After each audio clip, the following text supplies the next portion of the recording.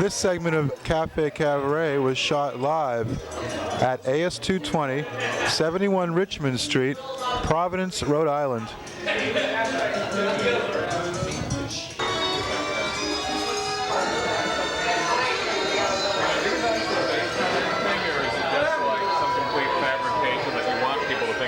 Something.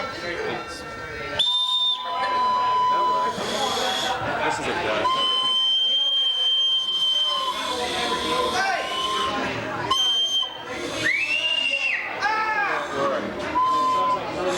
Oh, it's got holes on two sides. Don't smash those whistles!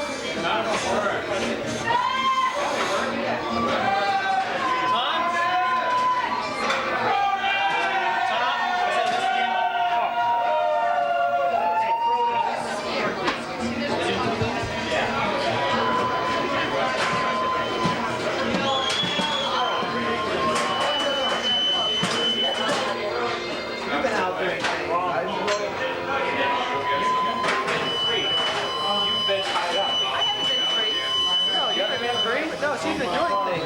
She's been busy, but we haven't been doing it. It's too cold to walk. Where? I know, we'll take Susan's truck. What?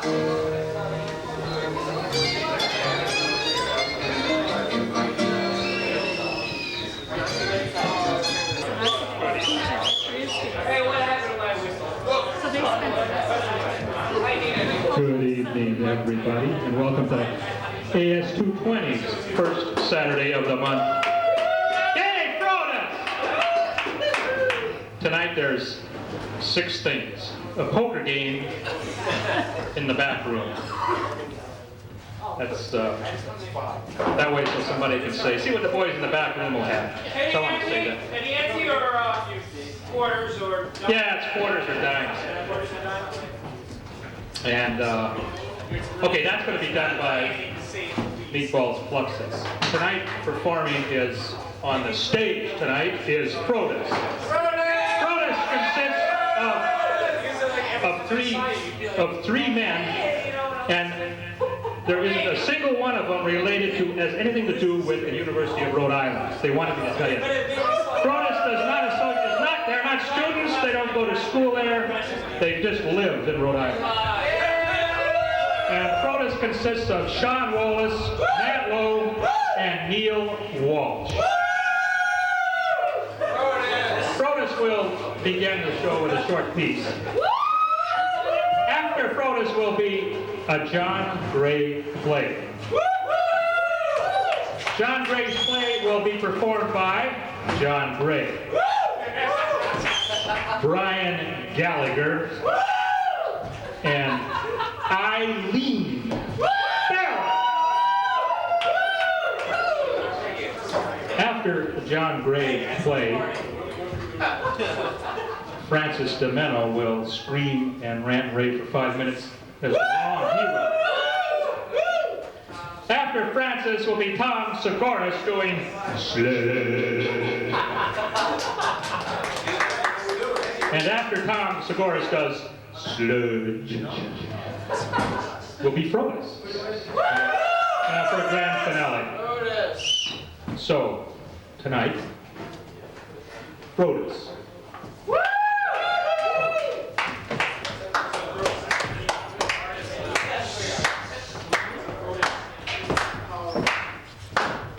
MC Tom Hurdle.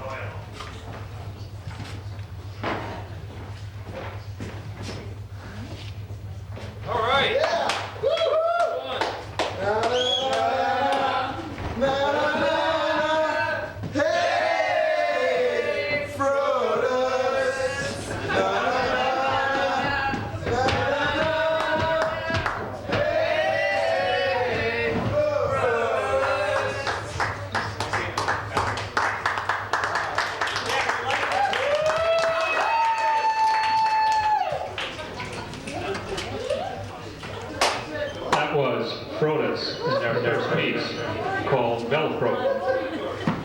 Again, that was Sean Wallace, Matt Lowe, and Neil Walsh. And they are not students at the University of Rhode Island. And they don't even want to be students at the University of Rhode Island. The next event, I had said the next event would be John Gray's play with Brian Gallagher and Eileen Farrell. It's a play written by John Gray. Unfortunately, now John Gray is here and Brian Gallagher is here. But Eileen Farrell is not here. Double. I'll play your part. So we're just going to wait a few minutes for Eileen, and then we'll give her a big round of applause. Because I'm sure she went to Leo's. Yeah. You didn't see her at Leo's? Oh, they were at Leo's. Where'd she go? Probably to Wendy's. Wendy's. So in the meanwhile, maybe Tom Paulus would like to explain why there's just snow on the TV. Snow on the ground outside, snow on the TV. What the hell do I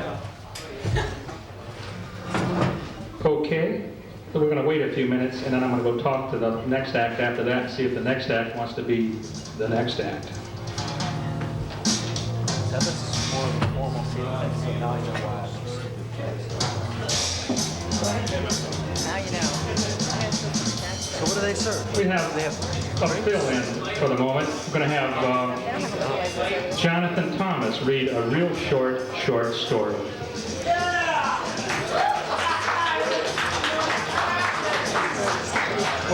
Okay, Jonathan.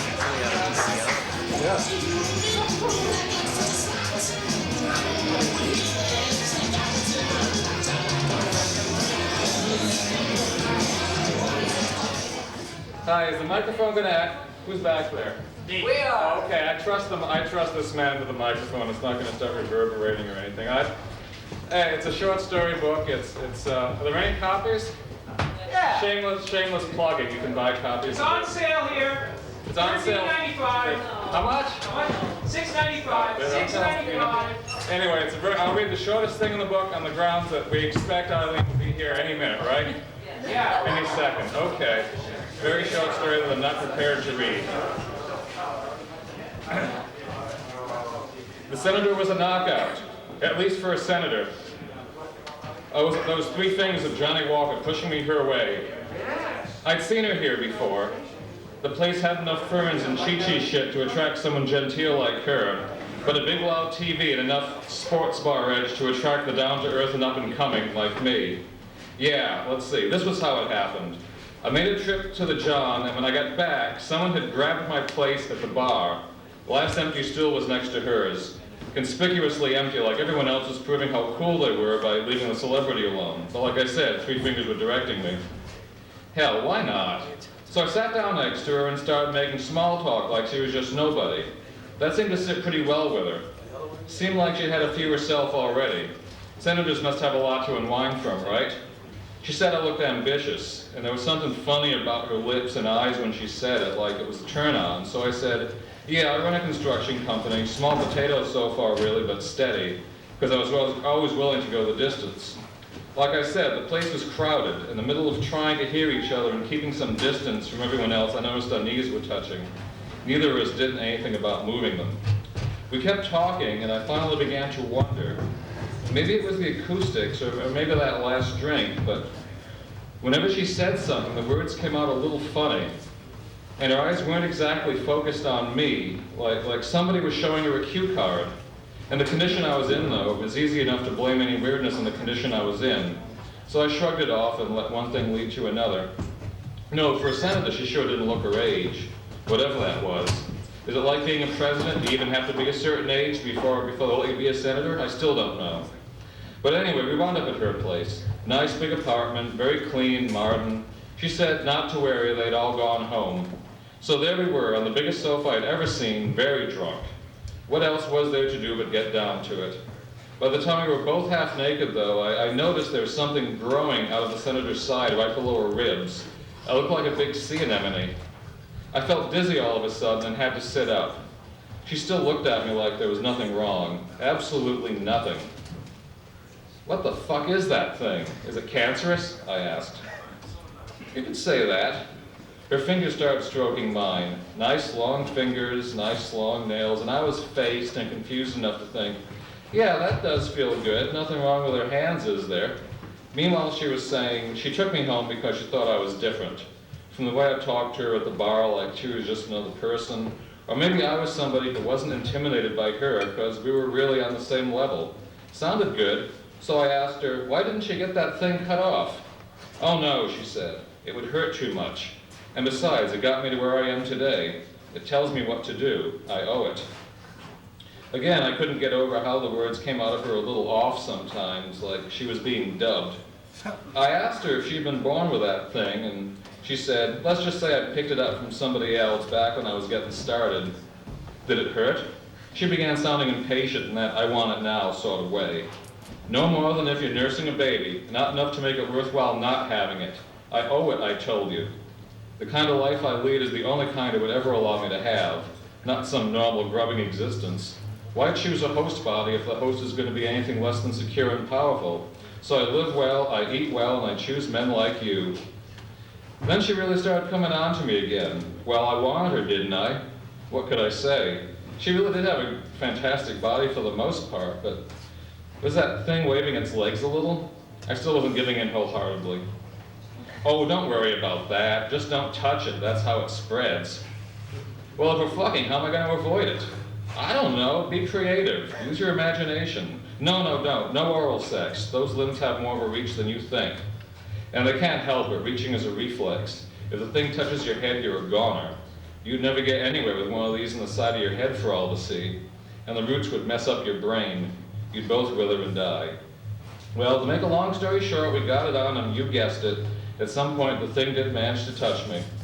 Can't even be sure when it happened, but when the senator and I were through, there was a nasty welt on my side with little white spots all over it.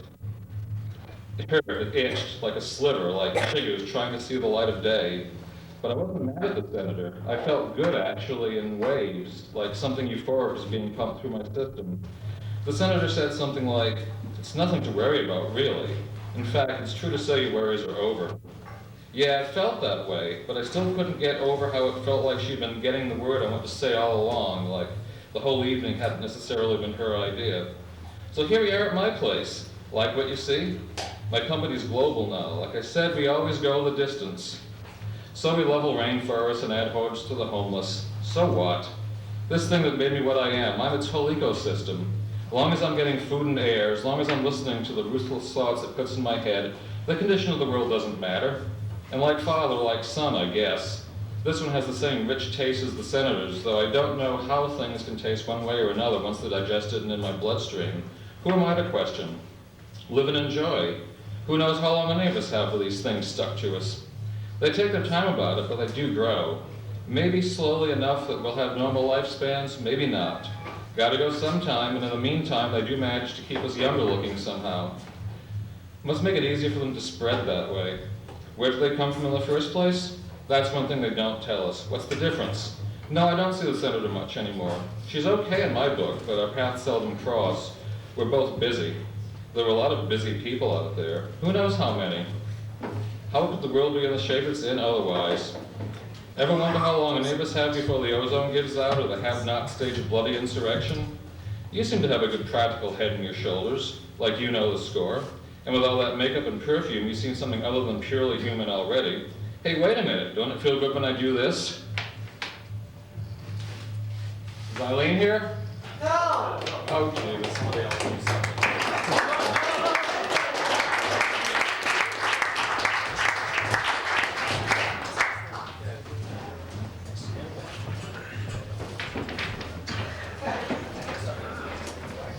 The book is $6.95. You can purchase a copy right over there at the stand over there. $6.95. It's worth every penny of it. the paper's worth that much. Buy a book.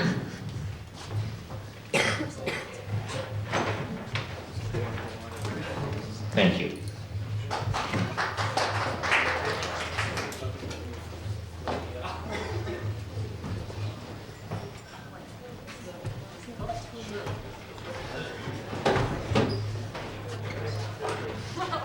Okay, Eileen's not here yet. We're going to do one more. She's got a couple of more minutes. Francis has a piece of thing up here. So Francis, this is Francis, but he's the wrong hero, but not this time. He's reading a thing. Francis!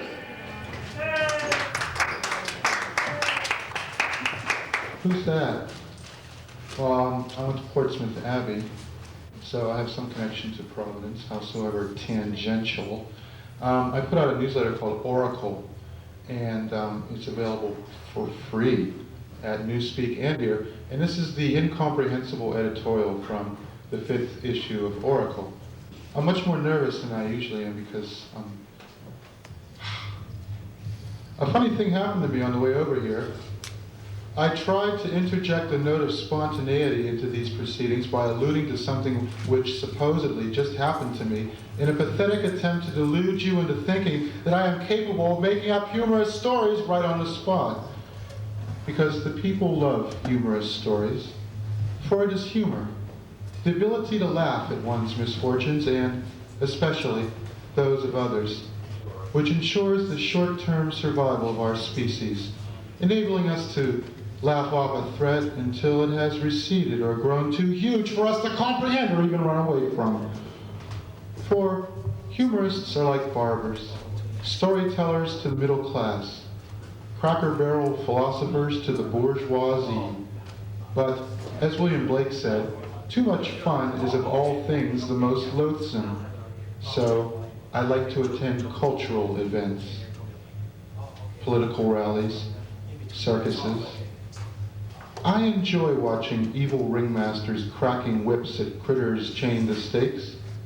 I love watching alcoholic clowns fall off their unicycles. It's fun to watch manic-depressive chimpanzees playing handball with their own caca. Yes, political rallies are great. I also enjoy the circus, especially cheap circuses, where the lion tamer takes the money to feed the big cats and uses it to buy cheap rot gut, so he gets confused and climbs into the cage with an oven stuffer roaster in each hand.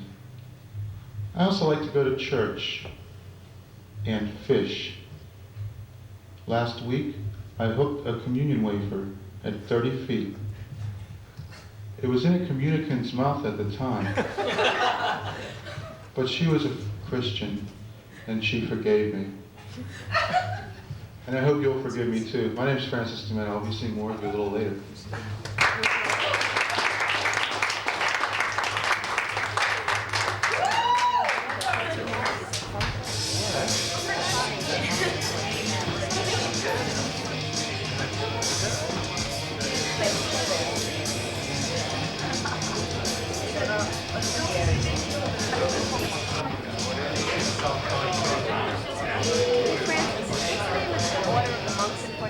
Okay, Eileen Farrell is not here at the moment, so we're going to skip. And the third thing that was for third is now going to go further on down the list, and we're going to do Tom Sgoures' piece, Sludge. So welcome, Tom.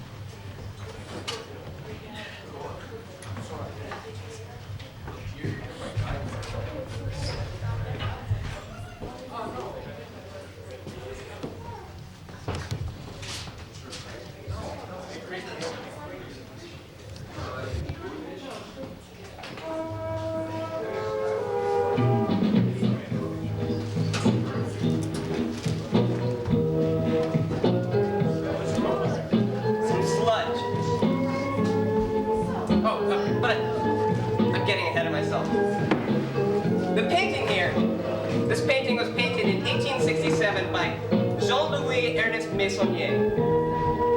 Meissonier was sort of a heavyweight in the French art world. His paintings sold for huge sums, and collectors would speculate with even his sketches. But the really interesting thing about Meissonier is that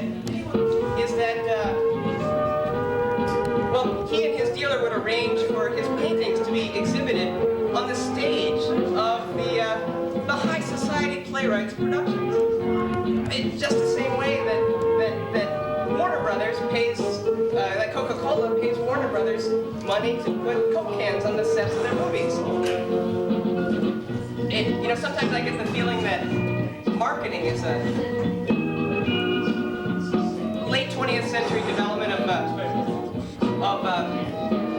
commerce, but apparently this kind of thing has been going on since, for as long as people have been selling things to each other. The fly is down.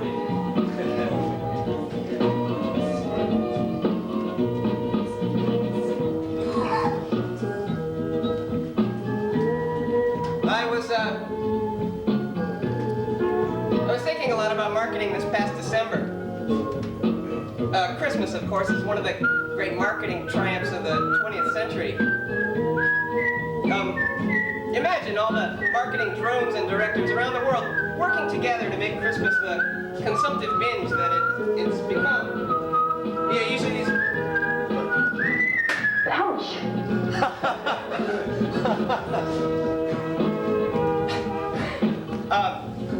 Usually these people are, of course, are adversaries, you know, working at cross purposes. But for a month every year, they put aside their differences and they work together toward a common goal.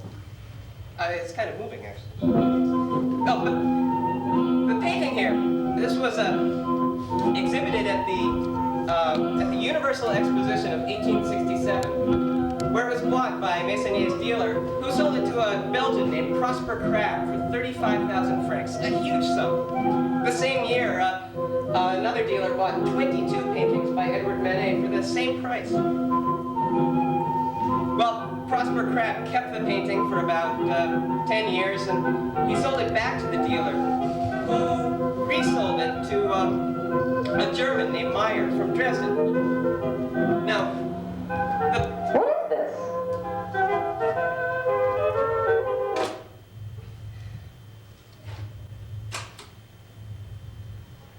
excuse me.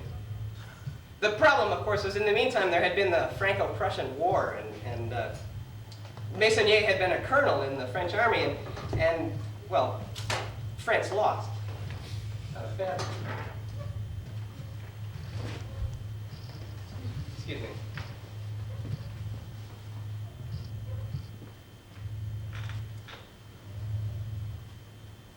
Anyway, it bothered Meissonier that a German, of all people, owned one of his very valuable paintings.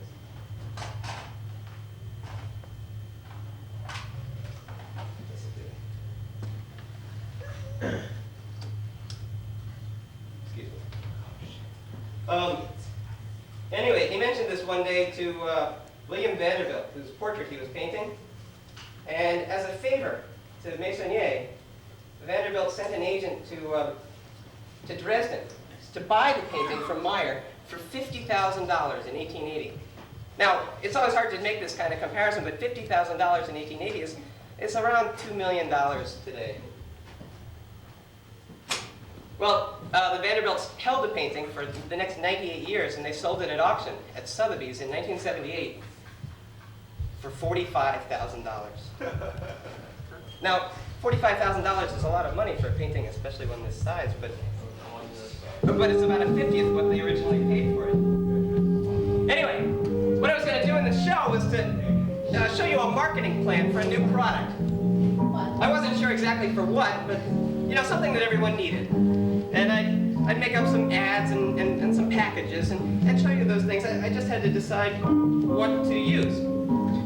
Well, What a bunch of dribble. excuse me, What about the rest of the promotion strategy? What about the press? What about price, distribution? What about sales promotion? You've got to look at the whole marketing mix, not just ads and packages. Excuse me! And the test marketing, sample distribution, focus groups, public relations, like press relations, charitable giving, and that sort of thing. And point of purchase ads, specialty ads, the pens, buttons, tie tacks, coasters, and product placement in mass media. Excuse me!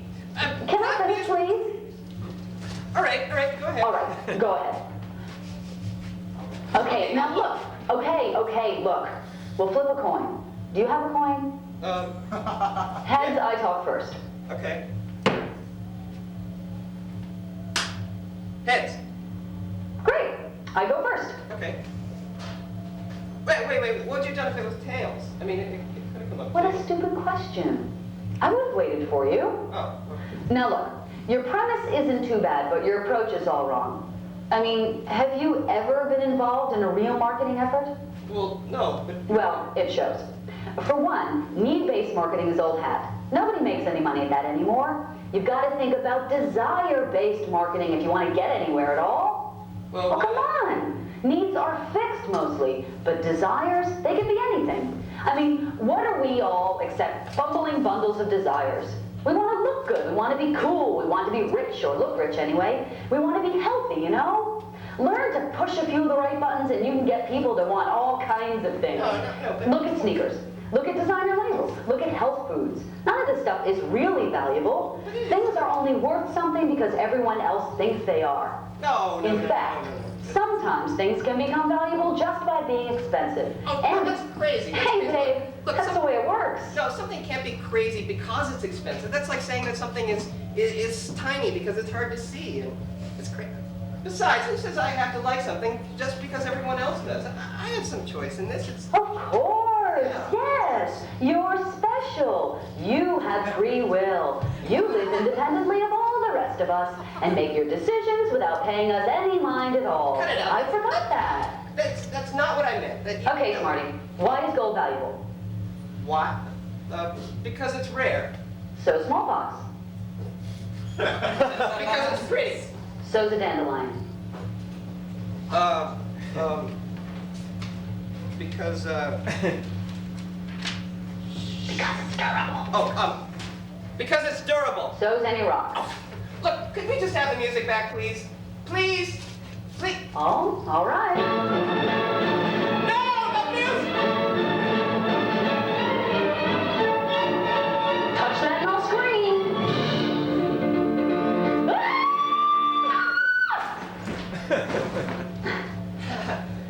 Sorry. Yeah. I couldn't help it. Look, what's your name? Tom, what's yours? Lenore. Good to meet you, Lenore. Yeah, you too. Look, Tom, I'm trying to help you. Listen to me, I'm a pro. I've been in marketing and merchandising my whole life. Yeah? I used to work in the rag biz, but now clothes. Oh. The clothes industry is what separates the marketing pros from the rest. To stay afloat in that market, you've constantly got to keep your finger on what's hot. You can't just ride the waves. You got to be out there, kicking, making a splash. You do anything you can do to stand out. If sex works, you use it. If you're a name, a Pierre Cardin or Yves Saint Laurent, you trade on that. It's a dog-eat-dog world out there. And if you can't keep up, you're just so much Alpo. Lately, I've been branching out. Last year, I was the retail management consultant and purchasing agent for a mall, the Galleria, part of a new resort on St. Kitts in the Caribbean. The company in New York hired me to be their man on the scene, to come up with the stores and make them work. It was a smash. In 1 year, we captured over 1/3 of all the retail business on the island, including from island residents. We just had the local merchants outgunned, outpointed, and outmaneuvered. We even started getting tour ships to make shopping stops for us. Hey. And the stores I came up with, there was a bathing suit boutique with an actual sand floor. I mean, right there in the store. Yeah. There was a place with the most adorable little Caribbean artsy crafty souvenirs, and a kids' clothes and toy stores with blocks and dolls to play with right there on the sales floor. And my favorite was private quarters, which was filled with the kickiest lingerie and embroidered pillows and the hottest perfumes. And there was That's pretty impressive. yeah. Look, babe, The point is that I could sell sewage sludge if I had the budget. Oh, and what I want to They explain... do sell sludge. They do sell sludge. Right here in Rhode Island, actually, the town of West Warwick, they take their sludge and they compost it and they sell it to landscapers and you know, for landfill cover. It's great because the town earns a little money and you can, you know, still flush your toilets and the water stays cleaner and, you know. That's great, babe. And they put it all in big piles and it turns into gold and you're not listening at all, are you? That's not in the script. I was just checking to see if you were paying attention. Paying attention? Yeah. I mean, you're off on some planet lecturing about sludge, and you want to make sure I'm paying attention? Yeah. You've got some nerve. I mean, what is this, anyway? Is some kind of performance art or something? Yeah. Well, Great. Yeah. Just great. I see you got an audience and everything. Well, kind of. And what's this picture doing here?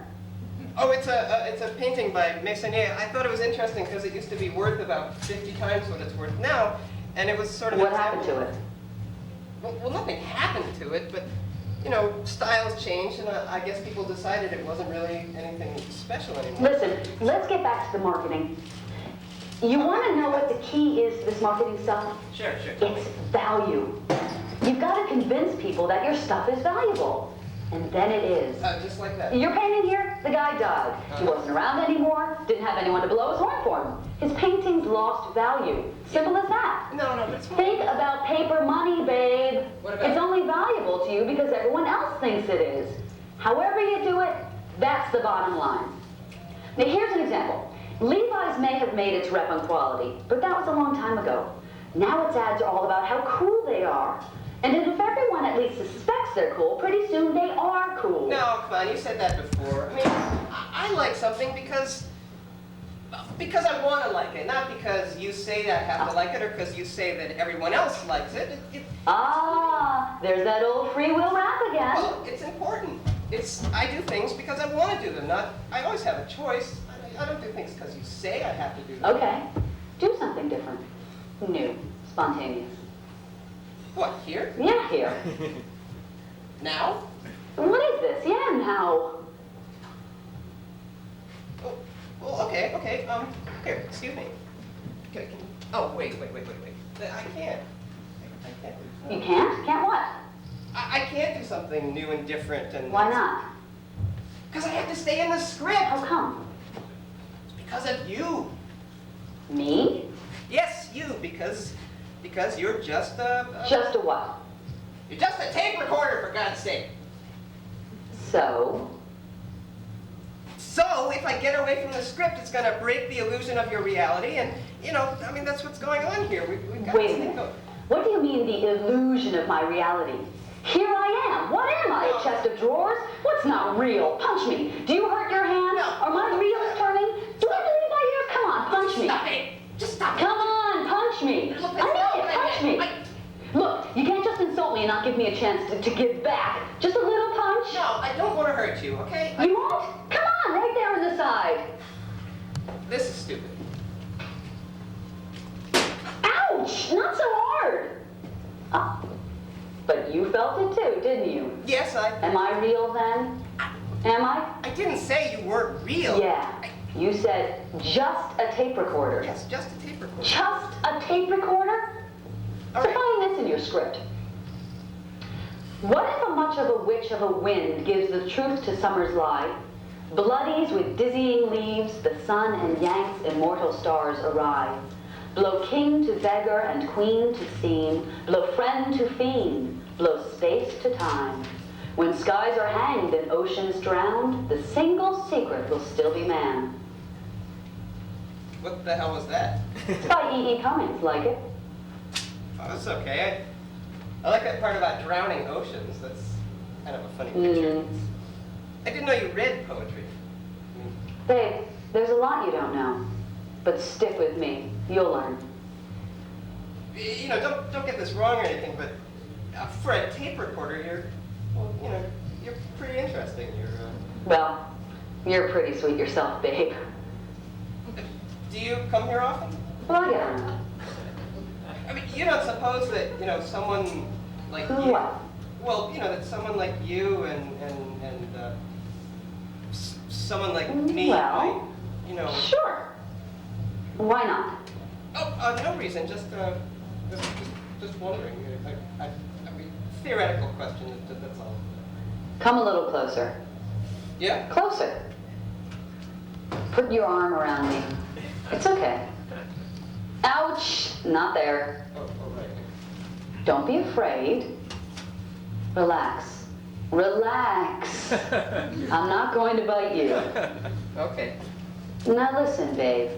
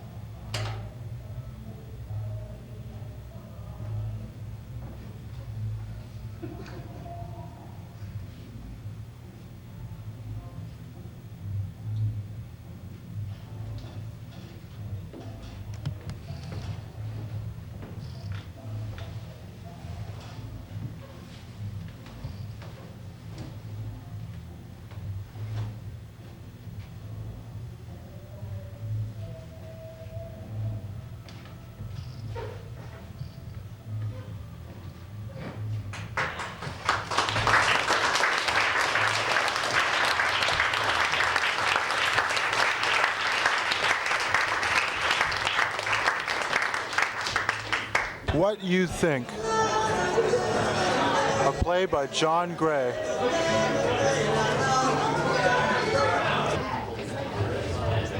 Where are the restrooms?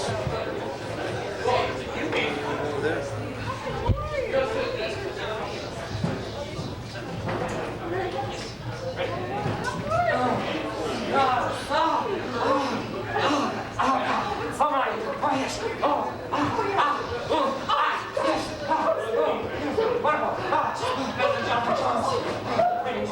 Oh my God!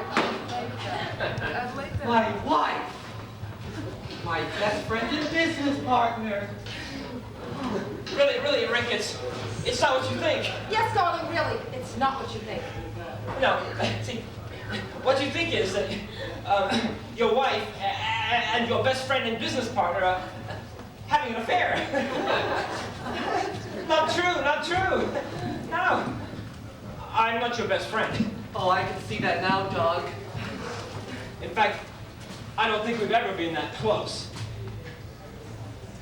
Wait a minute. What are you talking? Not close. I go bowling every Thursday night. That's what I mean. I hate bowling. Why do you think I never learned how to keep score, huh? Not because it's all that difficult. It just doesn't interest me. It's stupid. Just an excuse for me to be close to Michelle. Hold on over here. Let's hold on one moment. This is 10-pin bowling we're talking about here. Really, Oh, Rick, it's not what you think. Business partner? I mean, that's stretching the term a little bit, isn't it? Partners are just some kind of bonding. That's not what this is about. You have money, I know spare parts. That's why I hooked up with you. You cash. I needed capital cash to have a business without capital. And another thing, you agreed when we started up this business that you were going to be a silent partner. Once again, not what you think. You're the noisiest silent partner a man could ever have.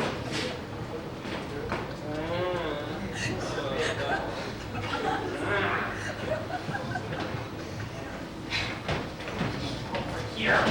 I cannot believe that my wife and an acquaintance of mine having an affair. Rick, it's not what you think. Huh? What are you talking about? Rick, there's something I never told you. Before I met you, back when I was living in Virginia, I married this guy, Bobby Joe Baker. I just never told you about it. Yeah? So what's this? So what that means is that our marriage Yeah? isn't a marriage. Huh? But, oh, See, I hated to deceive you, but you're so very, very rich. And I didn't know how else to get my hands on your money. Oh, wait 1 moment here. That means our 5 children are all bastards. Oh, Rick, it's not what you think. We only have 4 children. That doesn't change the fact that they're all bastards. I don't know, they're not the best behaved children in the world. Rick, it's not what you think. They're not bastards. But wait, you just said... What I said was, our marriage isn't a marriage. Well, a year after our supposed marriage, I secretly obtained a divorce from Bobby Joe Baker. Wait, that doesn't change anything, because legally, our children are still bastards. Isn't it? It's not what you think. I don't know what... After I secretly obtained a divorce from Bobby Joe Baker, I secretly remarried. Huh? What she's saying, Rick, is she married me. Oh. We kept it a secret from you because, well, let's face it, it's your hands that are on the purse string. Haven't you ever wondered why those children don't look the least bit like you, but all of them, especially the boys, bear more than a passing resemblance to me?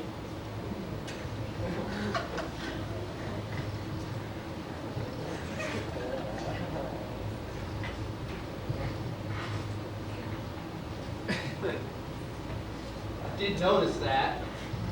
So you see, Rick, it's not what you think. Those children weren't born out of wedlock. I'm the father. It's incredible! No, Rick, it's not what you think. It's not incredible. These are the burbs. This happens all the time. Now, if you excuse me, before you so rudely interrupted, Michelle and I were engaged in a particularly passionate embrace. Oh, this isn't what you think! Oh, this isn't what you think! This isn't what you think! I want to see about that! Michelle, let's go to bed. I want your body now. I want to make passionate love to you. Rick, this isn't what you think. It's my time of the month. Again? Rick, it's not what you think. It's just nature's way of telling you it's not what you think. I'm sorry. Damn it, Michelle. I got a hard-on so fat and long I don't have the word Louisville Slugger painted on the side. Oh, because of me? Actually, it's not what you think. I was thinking about Susan, my secretary. So that's what you've been up to. My husband and his secretary are having an affair. No, Michelle, it's not what you think. She's not my secretary. At least, not mine exclusively. I share it with Pete, our head secretary. I don't care. I don't believe this. Doug, you've been cheating on me. Why? Why? Why? Michelle, it's not what you think. I haven't been cheating on you. But back when I was 18, living on the farm in Arkansas, I secretly married Betty Sue Baker. Look, it didn't work out. We were only together for 3 weeks, but we never bothered to get a divorce. So you see, legally, we're not married. So technically, anything I do with Susan is not cheating. At least it's not adultery. Oh my God! He's got a gun! Rick, I didn't know you had a gun. Oh, this isn't what you think! This isn't what you think! I didn't buy this gun to kill the woman I thought was my wife! And the man I thought was my best friend and business partner! No!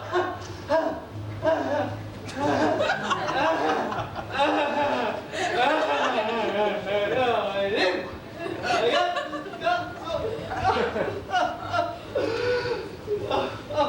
Well, you know, the business has been going kind of bad lately, and I've been losing a fortune on Wall Street. I gotta sit down. I'm getting very upset. And you see, what I'm trying to say is that I'm ruined. I'm completely broke. Oh no! It can't be! It's impossible.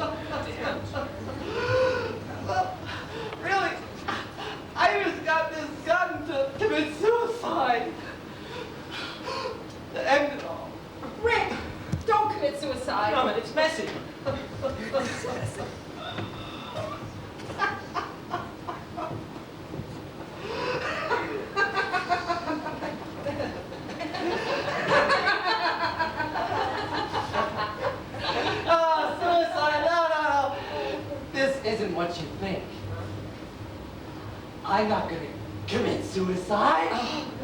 No! I'm too angry! And angry men don't hurt themselves. They hurt whoever it is that's making them angry!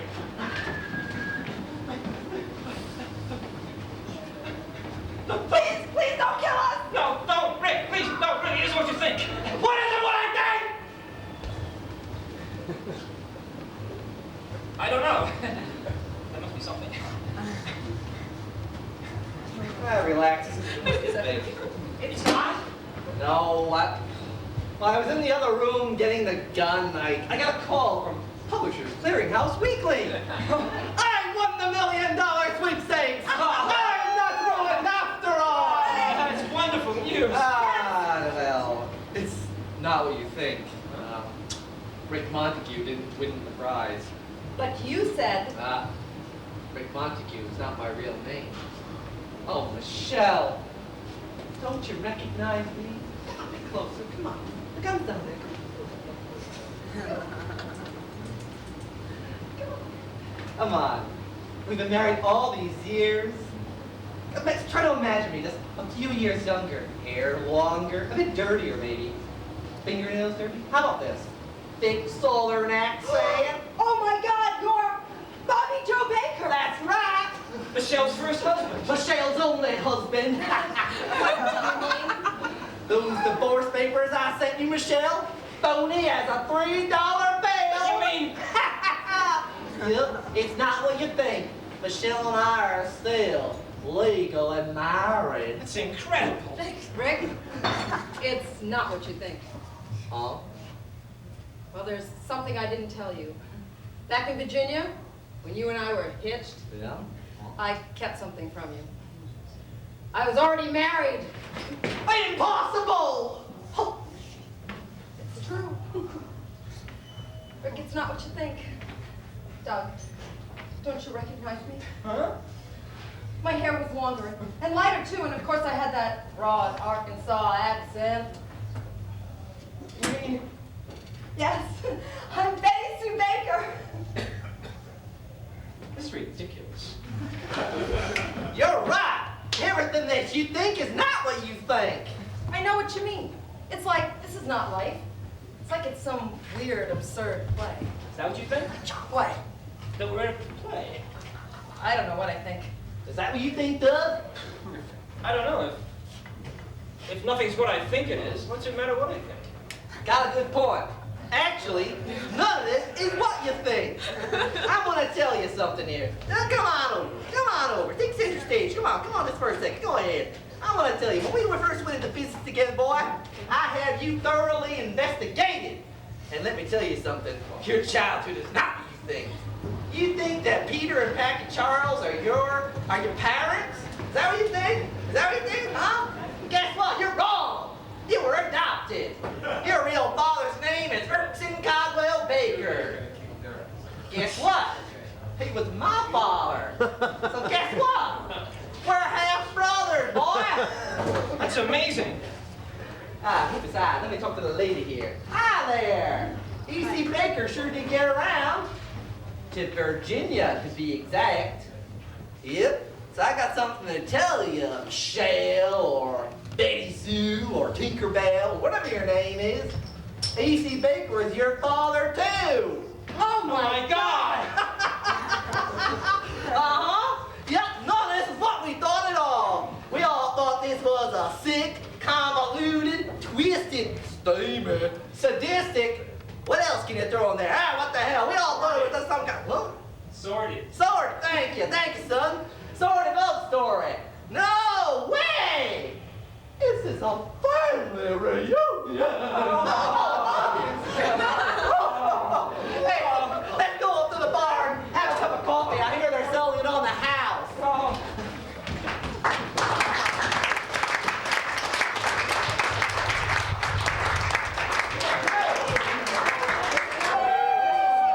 12 minutes.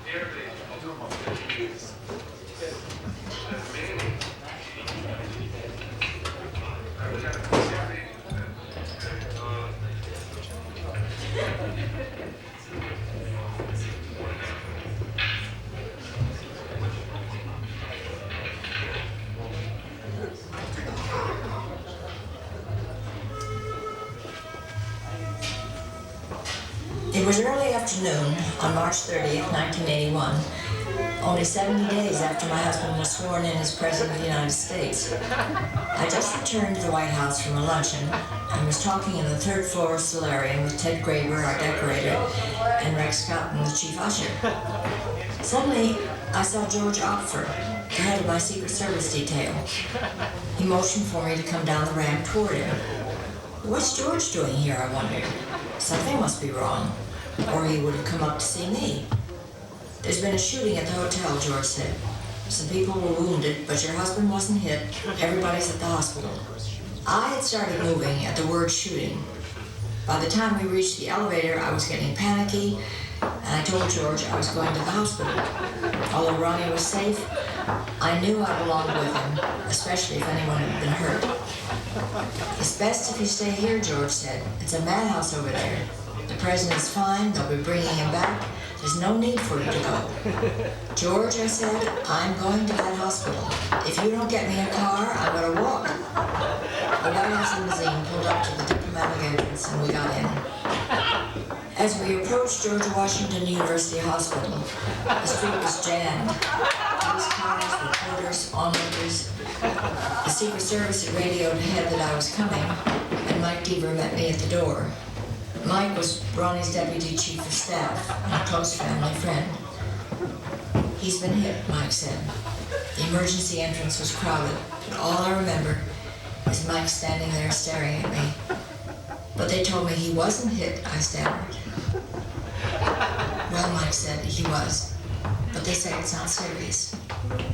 Where? Where was he hit? They don't know. They're looking for the bullet. Looking for the bullet? I've got to see him, I said. You can't. Not yet. Wait a minute, I said, my voice rising. If it's not serious, then why can't I see him? Wait. They're working on it. Mike, I pleaded, as if it were up to him. They don't know how it is with us. He has to know I'm here. Mike explained that the doctors were searching for the bullet and that Jim Brady, Ronnie's press secretary, had been shot in the head and looked bad. 2 others had been hit, a Secret Service agent and a decent policeman. Somebody led me into an office and Mike went off to find out when I could see Ronnie. Around me, the hospital was bedlam. I still wake up at night remembering that scene.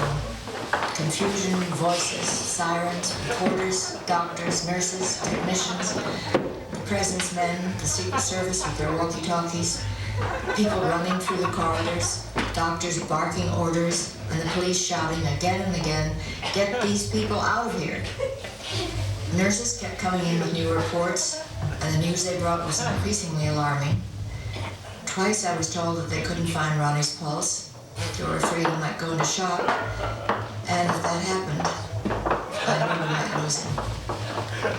Then another nurse came in to tell me that Ronnie's left lung had collapsed, and that they had him on a machine to help him breathe.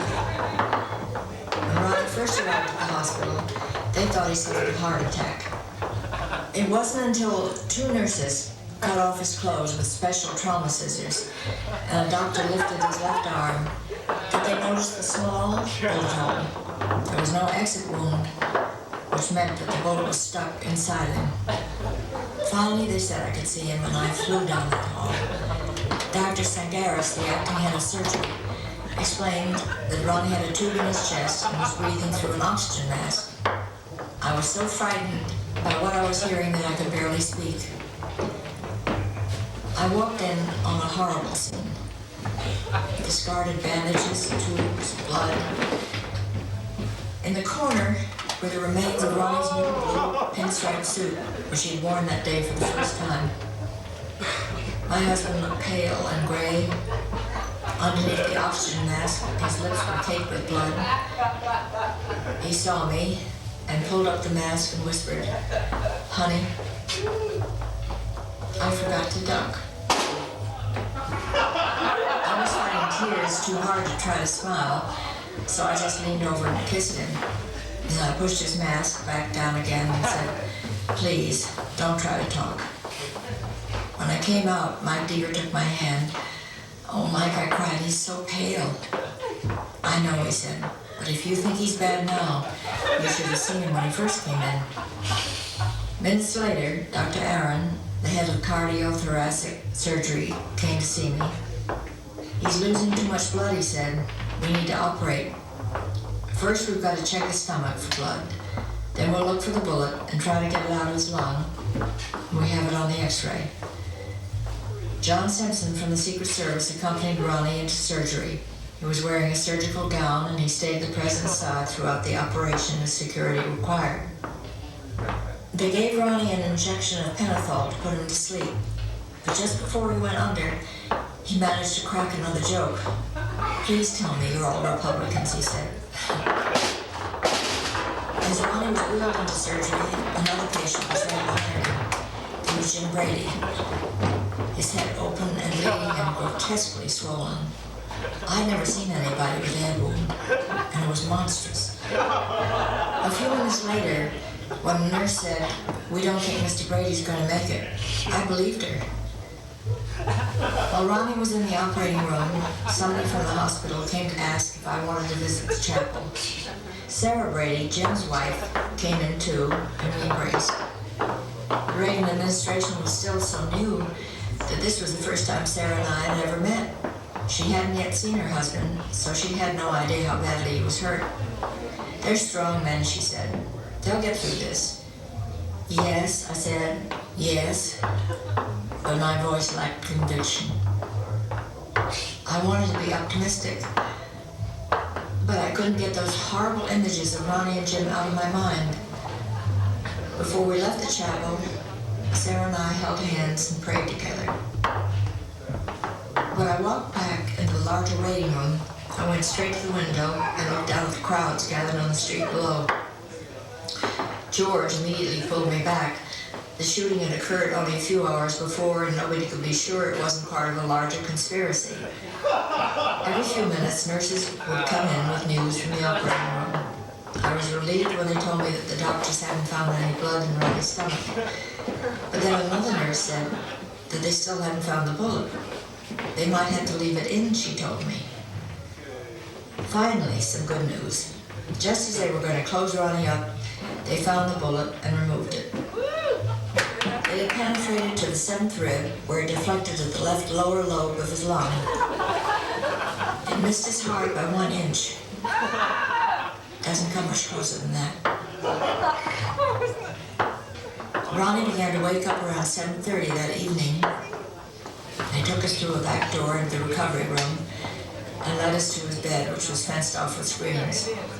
When I saw him, his face streamed of color, and 2 inches of blood and breathe, and all that it could be attached to his body.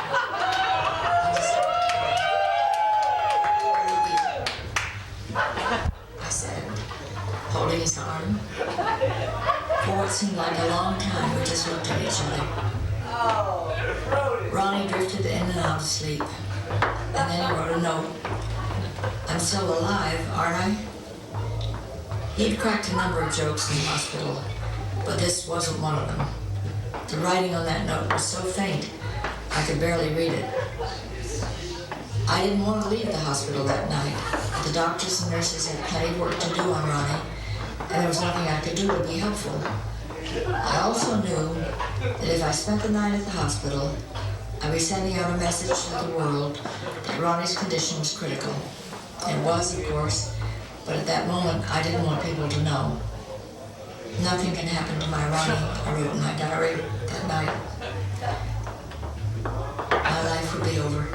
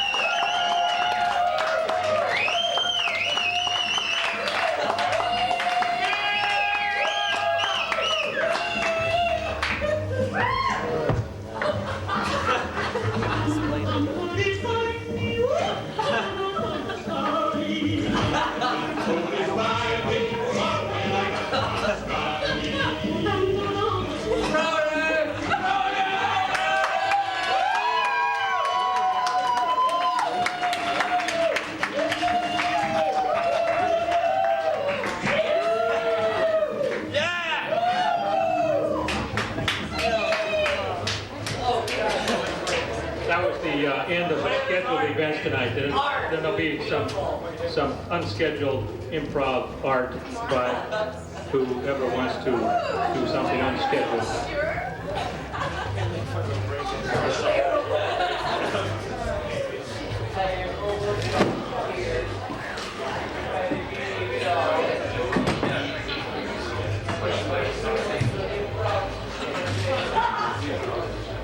It's only 10 o'clock.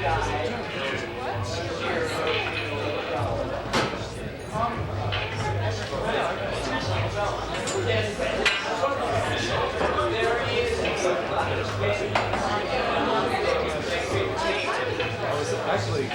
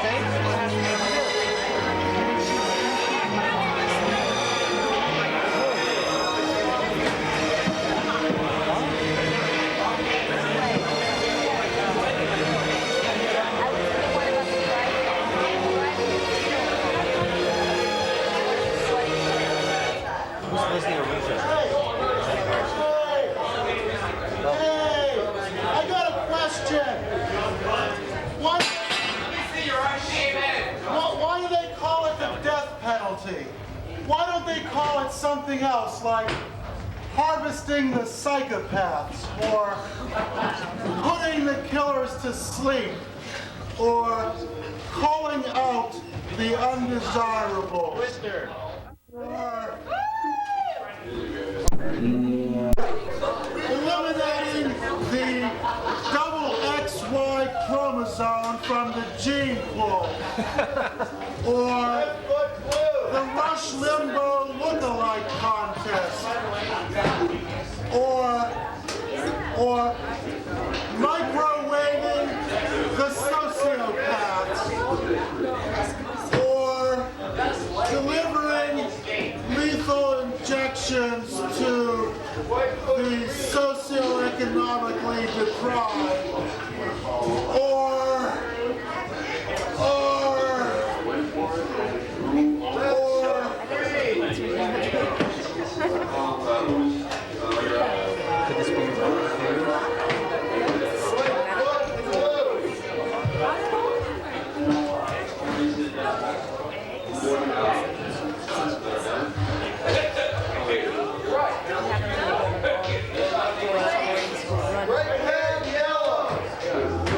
your dad is driving. Yeah.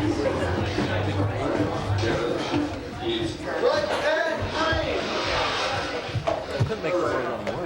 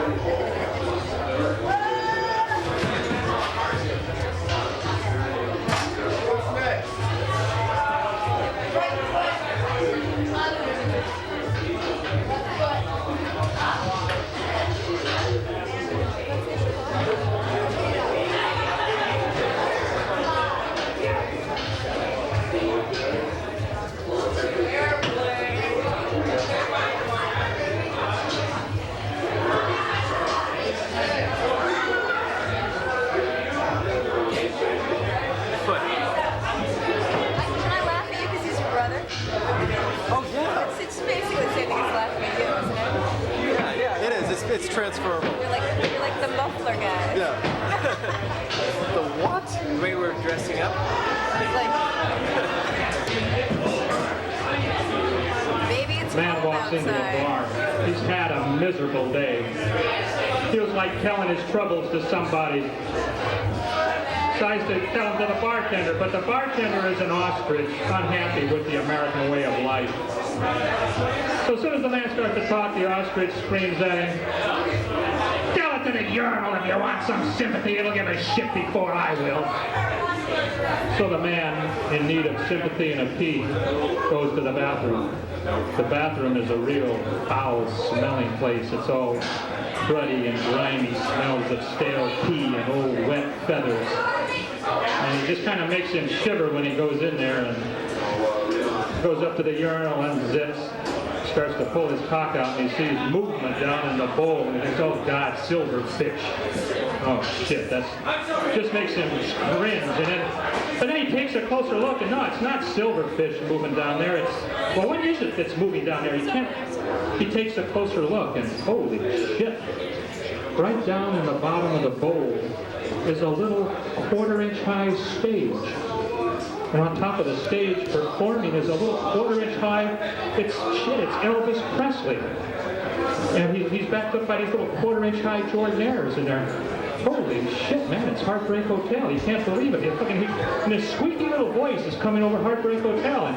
And he looks, and shit, the whole side of the goddamn toilet is little quarter-inch high people are stuck onto the side, and they're little finger popping and swaying to the music of Elvis.